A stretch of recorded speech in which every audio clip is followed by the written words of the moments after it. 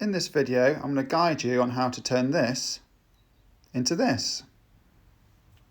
I'm just going to show you some of the tools that I think you may need if you're undertaking this job. Obviously, you'll need a Torx bit screwdriver, trim removal tool, or a butter knife for getting the covers off, some sort of X-Acto blade, obviously your speaker glue. I've got mine from Hi-Fi. Obviously the new surrounds, kind of important. I find nail polish remover is pretty useful for removing some of the gunk that you get, as well as cotton buds and plenty of blue roll or equivalent. One thing I would say is when you do lift this out, you're going to find it's relatively heavy, so just lift it out fairly carefully. Might need a hand with that potentially. You also need two different sizes of drinking glasses. I find that this sort of small whiskey glass slash shot glass works pretty well, and this kind of water glass happens to be the ones that I found that fit.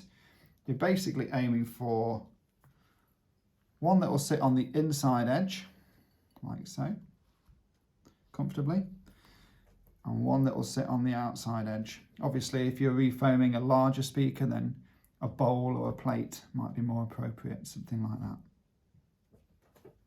The hardest bit is getting the first one off. Once you've got the first one off, it's actually a lot easier to get the rest off. And you kind of have to get it, find about here.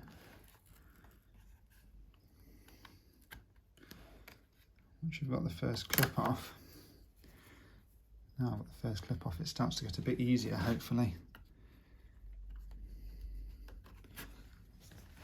You can get it down the side. See that? Run it down there. And just unclips as you go down. There you go, that's the whole side free. If you complete that on the other side, then you can take the cover off. Okay, so once the cover's off, you're greeted with 6, I think, screws. One up there, one there, one there, there, and there. Obviously undo all of those and this whole unit will just pull forward. When you get around the back, you'll find a lot of wires, and it's a good idea to take loads of photos of these so you've got information. I did this short video more for myself. I've got a few extra photos. You may want to take some of your own photos because obviously this isn't very clear and your wire colours might vary. So obviously to access the foams, you need to remove the drivers themselves. Generally do one at a time really, or 2 at a time. That's enough to have on the go at any one point, I would say. And I'd just say do one speaker at a time. You'll find they'll want to drop out as soon as you open this, and that's fine. You're not bothered about the old surrounds anyway. These are all the same drivers, so it doesn't in theory matter if you mix them up, but I like to keep things in the order they came out, just in case it matters. But I know in this case it probably won't. So my aim is to turn something like this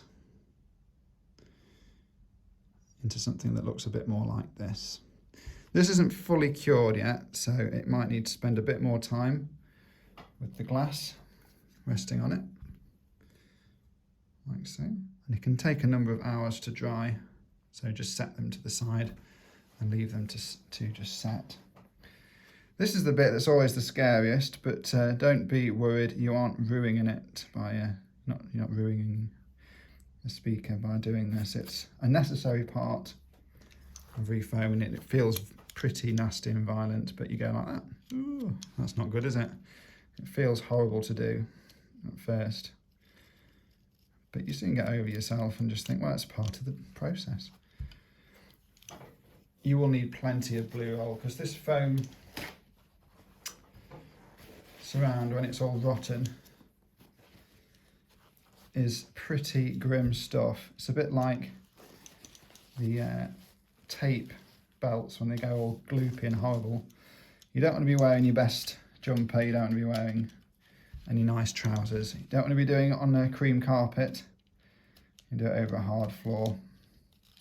And the idea is you just want to get rid of all this old surround, and it will take you a little while. You want to get it off both the rim and the driver. So get the main body of it off. Now this will take me quite a while, so I'll probably put it into fast forward mode. But a couple of tips is you want to be really careful with a knife. You don't want to put the blade through the cone or anything like that. So when you're doing the paper part especially, be incredibly careful. And once you think you've got it clean, it means that you probably need to spend another 20 minutes cleaning it again. You want it to be perfectly clean, the surfaces do. The cleaner the better.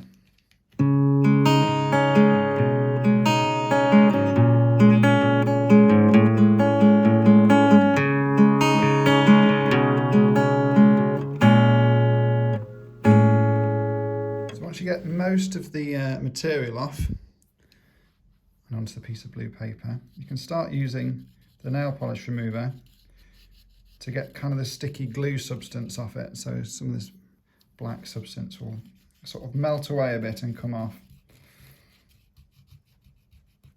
You can use it on the paper cone, but just test it first. This is acetone free, which might make a difference in terms of how it attacks the paper cone, but it seemed to be fine. I did a small test first and it didn't damage the paper.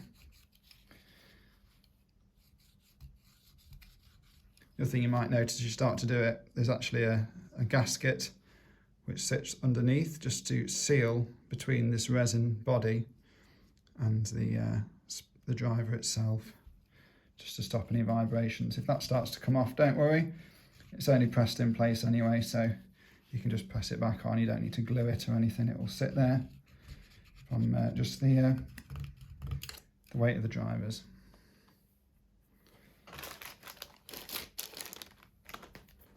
So yeah, you can use this just a bit on the cone, but I would be a little bit more careful on the paper cone than I was being on the plastic body of it.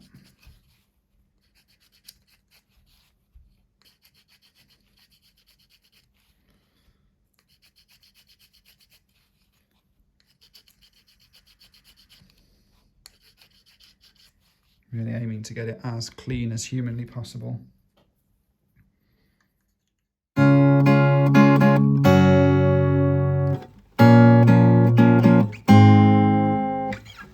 You'll find that process to be the most arduous and irritating part of the speaker refoaming.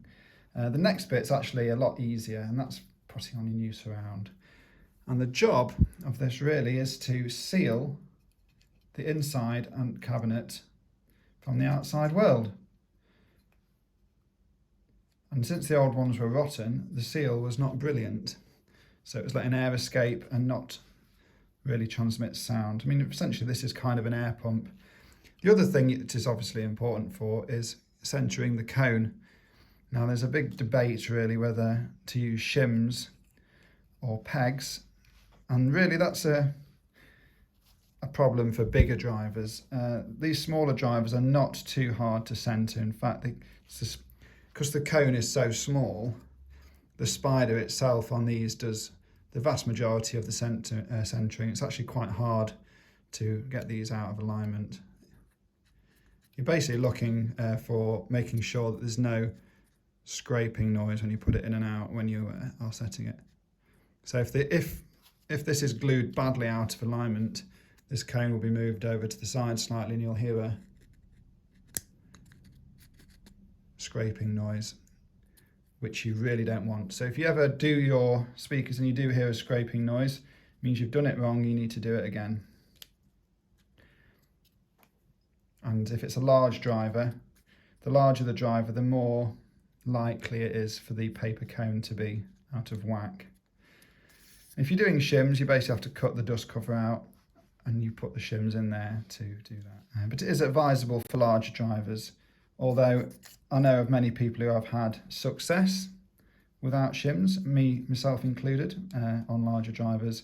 You are taking a gamble, essentially. So, okay, so now comes the time to glue the inside of your driver to the inside of the surround. I always do this one first because it's really difficult to do the outside and then do the inside. I find this way around much easier. It's much easier to ensure that it's centered as well, this way around. So the aim is really you want to coat all around the inside of this line. You don't want to go any further, you don't want to go into the surround itself, just this line. So paint around there.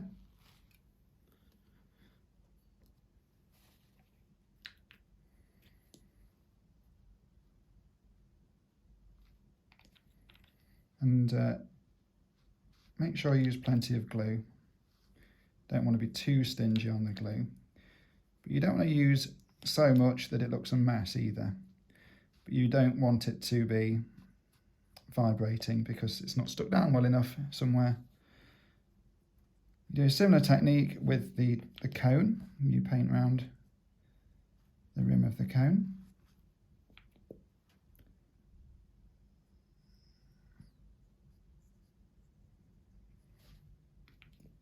Try and get it as kind of even if you can. This stuff does dry clear, but if you make a real mess of it, you will be able to see it. So try and avoid making an absolute hash of the refoam process. So I just think it looks so untidy when that happens, even though they are covered up by the fret. It just makes it look a mess. So you want to try and make it look kind of neat. So yeah, cover both surfaces. I like just to wait a few minutes for it to go, well, not about 30 seconds, just for it to wait, for it to go slightly tacky, basically. Okay, so we place this on here. You're aiming to get the surround centered, so in the middle of here centered rather than around the edge. That's not quite so important.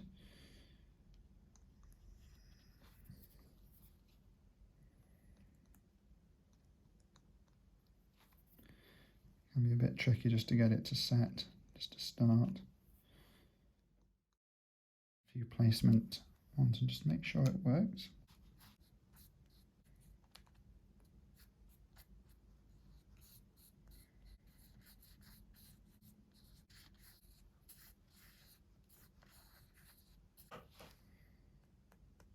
So after a bit of fettling, I've got that somewhere close-ish. It's actually sticking rather nice to the paper, rather nicely.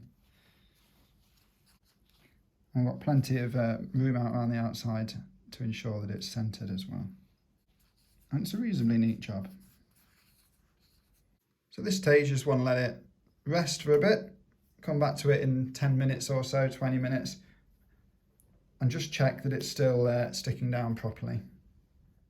So after it's had some time to set, good and proper, just check underneath this lip to make sure there's no lifting or anything that's not stuck down properly. You can always go back in if there isn't and just touch it up with the glue. Now's the time to glue the outside edge of the surround down to this frame.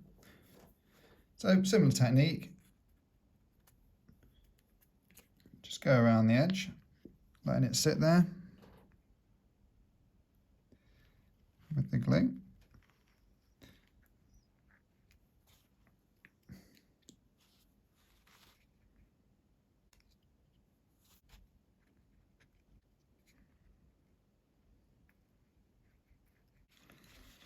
Just clean up any rough bits like so. And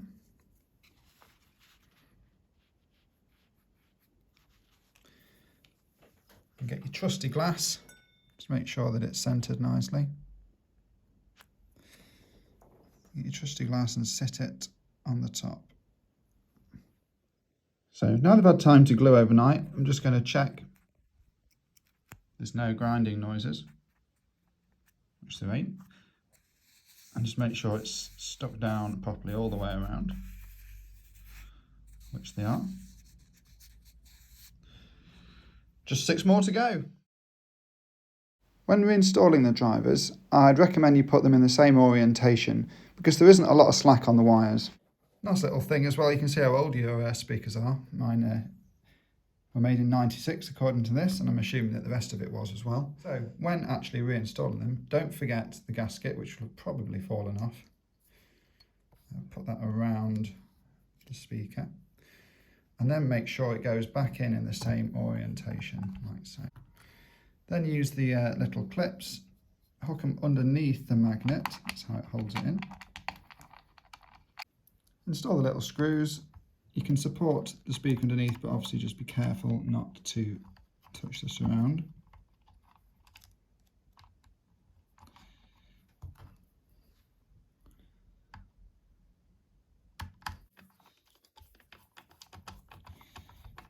As these plates start to get screwed in, it will pull the driver back into the correct position. And that's the first one installed. There's nothing particularly tricky about putting it back together. Just make sure the wires are in the right place. So the surrounds on our speakers were not completely destroyed. There's a couple of cracks, but definitely signs of foam rot. If yours look like this, cracked and split, then you're going to get a much larger impact in sound than I did.